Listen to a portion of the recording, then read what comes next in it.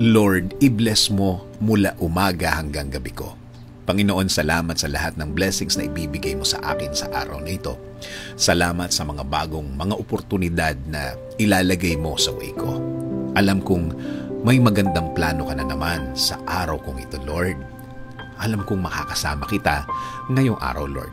Kaya alam kong magiging maayos ang mga darating na oras sa buhay ko ngayon. Alam kong puprotektahan mo ako sa araw na ito. Ikaw na din, Lord, ang bahala sa mga taong may masamang balak sa akin. Mga taong walang alam gawin kundi mag-isip ng mga bagay na makakasama sa kanilang kapwa. Pero Lord, alam kong kahit anong galing nila, kapag ikaw ang kakampi ko, I will be protected by your presence, Lord. Kaya Panginoon, nakikiusap po ako na i-guide niyo po ang aking araw ngayon.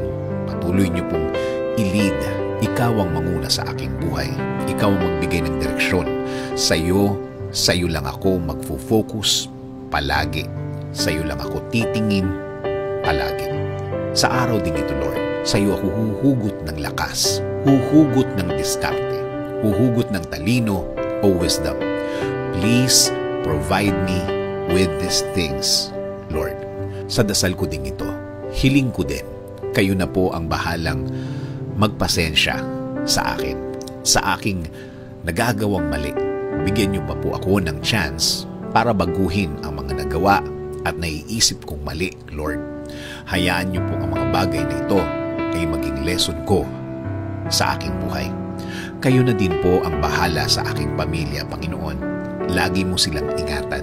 Lagi mo silang ilagay sa mga lugar at sitwasyon na safe. Patuloy niyo din po silang samahan. At lahat ng kanilang pupuntahan at gagawin ay maging fruitful, Panginoon. At sa aking bayan, Panginoon, patuloy niyo po kaming gawing safe. I-bless niyo po kami ng magandang ekonomiya. I-bless niyo din po ang mga Pilipino at kanilang mga pamilya. Kasama na po ang lahat ng mga OFW sa buong mundo. Salamat, salamat, Lord, sa mga biyaya mong ibibigay sa akin. Patuloy niyo pong pasukin ang aking buhay. Patuloy niyo pong gawin ang inyong magandang plano sa akin, Lord. At palitan niyo din po ang mga malulungkot na bahagi ng aking araw at gawin pong masaya. In Jesus' name I pray.